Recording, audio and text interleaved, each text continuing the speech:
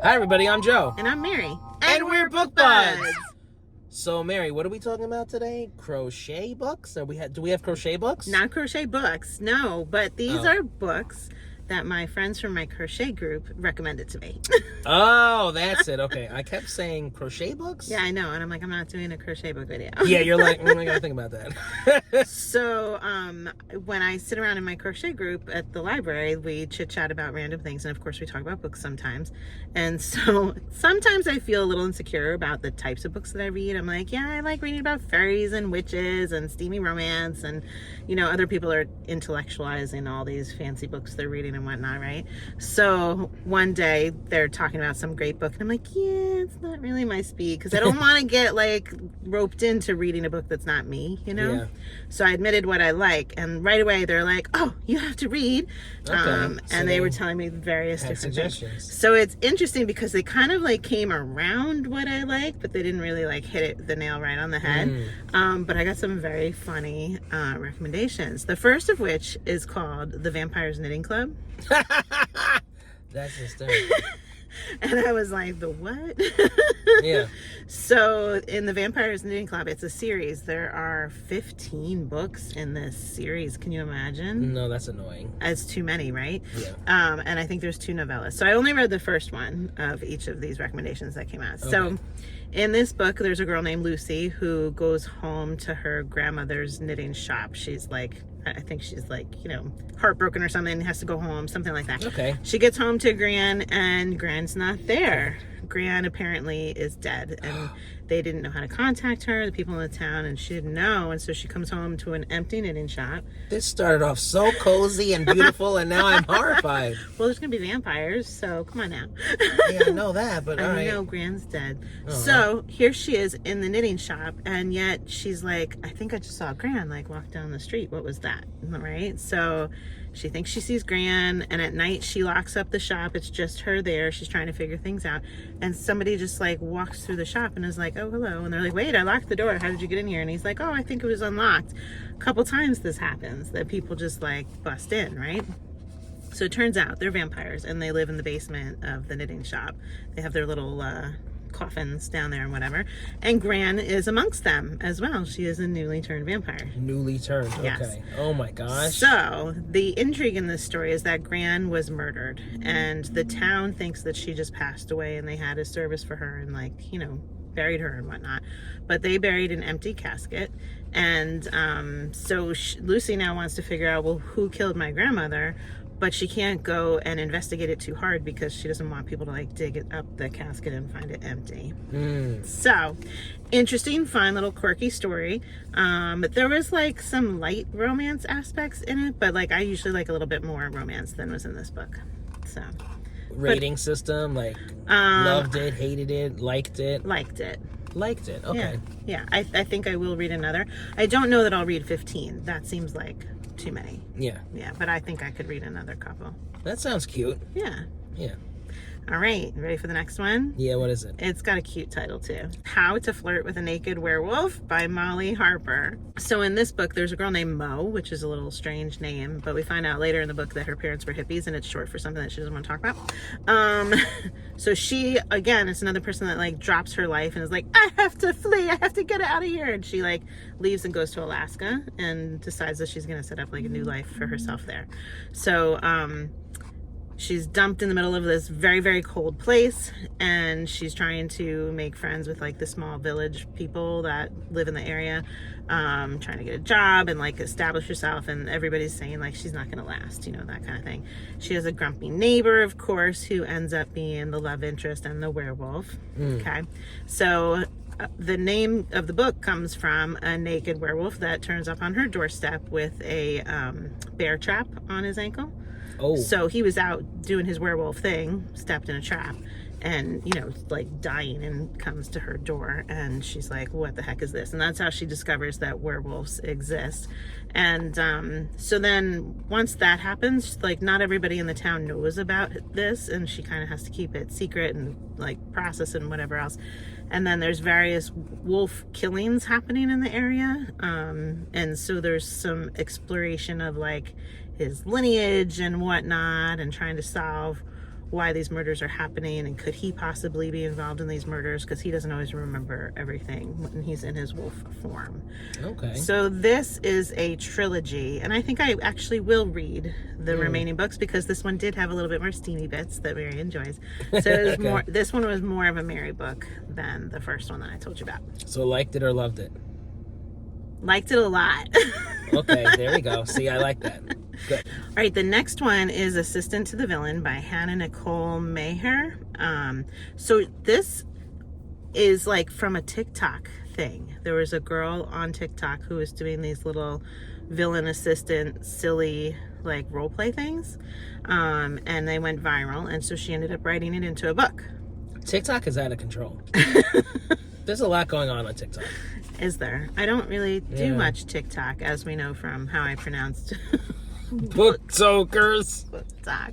I forgot about that. Yes. So anyway, so this Anyway, let's get the focus off of me. That's right. So this started out on TikTok and it became a book. And so I don't know, I kind of felt that, I guess, as I was reading it. I didn't know that when I was reading it, but it felt a little cheesy at times, you know. I liked the story about the villain. There was this girl who, like, she was out in the woods in her village and got into some trouble, and there was a villain there, and then she ended up kind of like getting a job offer from him, and she has to help her family because her dad's sick, and you know, they don't have money and whatever. And so she's like, okay, I'll go work and I'll be this assistant to this villain. This is really weird. And she's scared of him, but like, you know, it's a great resource for her. Okay. So she goes and she works for this guy, and it's scary because like he'll have decapitated heads like hanging in the hallway and whatnot, and if he's having a bad day, there'll be like things thrown around that's like startling and everything. So you never know what you're going to get with this guy, but she on some level isn't scared of him. And then every so often it's interrupted with her just like drooling over his body to excess. She'll like describe it in detail, and it's just over the top sexualized in those moments and takes you away from the story. So while the story is good and it had a lot of potential through it, it's interrupted with these very like dramatic descriptions of his sexiness and whatnot. Okay. So there's definitely romance novels out there that do that more, you know, Yeah. but then they tend to have less story, you know. This one had good story, so it was a little annoying that was in there with the good story. You know what I'm saying? All right.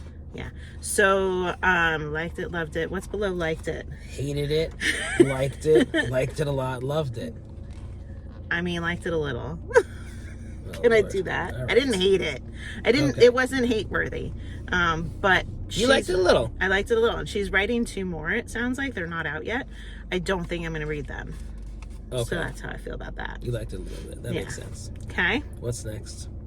Next is Princess Academy by Shannon Hale. So I mentioned this once, I think, in a tag or something. So this one really surprised me because the main character is like maybe, I don't know, like 11 years old, 12 years old, something like that. So it's a more youthful book. But it was really cute. And the person that told me to read this, it was when I said, like, I like princesses and castles. And I'm like, oh my God, I sound like a baby. But it was a good one, though. But it was good, and I am going to read the rest of them. So this one took place in a mountain village, and the king said that he wanted his prince to marry someone from the mountain village this time around. So, like, they were spotlighted, and all of their people that were of age had to go to the Princess Academy to be trained to be proper etiquette and whatnot. And the woman that was training them was a real, like, terrible, harsh woman. Yeah. And the girls were all fighting. There was a lot of different social tensions and everything. But the main girl, she was just a really good-hearted person. She missed her family. She wanted to go home. There was a boy that she sort of liked back at home, but she was also very intrigued about the whole princess thing and meeting the prince. But then these like rebels or something come and try to kidnap the girls so that the king is going to pay ransom or something like that. So they're in danger, and the magic starts to be introduced. There's always like a little whisper of magic throughout, like a curiosity about the land that they live in, but she doesn't really know how to tap into it because she's never worked with in the quarries with the rocks. And like the people that do that work, they kind of have a way that they sing with the stones to communicate. And so she's never done it before, but in this emergency, she's like, we need help. And so she just starts doing like this thing with the rocks to sing for help. And she ends up being able to communicate with the other girls that are in the training program with her and communicate back to her home village to get help, which was really kind of cool. I liked it a lot. And I really liked not just her as a character, but some of the other girls. I really liked their character and their development, you know, how they, like some of the attitudes that they had and how they changed as different things came out. I thought it was really good growth for all of them. So this was close to loved it. I wouldn't say like super loved it, but I liked it a lot. And it's a trilogy, and I will read the rest of the trilogy. Great. Yeah.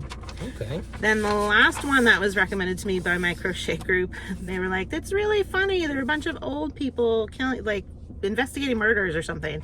I was going to say they were killing people, but no. That's a different book. So it's the Thursday Murder Club by Richard Osman. So there's 4 friends that are in like a peaceful, quiet retirement home, and they come together and they investigate unsolved murders.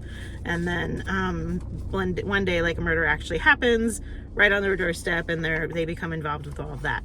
So I started reading this one. I started listening to it actually, and I didn't like the narrator. It was just too like stuffy and uptight sounding. And I don't know if I would feel that way if I read the actual book, if I would also feel like it was stuffy and uptight. You know, maybe putting my own voice into it, I wouldn't feel that way. Probably not. So I feel like I might give this one another shot, but I'm just not sure. So I'm not counting this as DNF'd yet. I'm putting it like on a maybe shelf. And I'm curious if you guys have read this, anybody out there that's read it, should I give it another shot? I know my crochet group said yes. But there's so many books to read. Do I want to read this one? I'm not sure. Yeah. So that's it. Those are my friends' recommendations from my crochet group. What a fun bunch of books. Yes. It sounds like you had a good time. I did. Yeah. Cool. Well, if you're enjoying Book Buds, give us a thumbs up. And share us with your friends. And subscribe to our channel. Book Buds! I love my Book Buds. Yeah, what is it? It's got a cute title, too. I'm going to pause because you're very distracted by these people. I know. Can you go in already? I'm like, he's helping her, but he's got a brace on. It's like you want to hop out and help them, too. I thought he needed help, but he's helping someone else. And I'm like, they both need help. Okay, they're gone. Okay. They're out of my line of vision. Sorry. Okay, you ready? Yes. Okay. Pose. Yes. Knitting, crochet group. I know, I should have yarn right here. I right? know. You don't have any in your car? No. We're not there.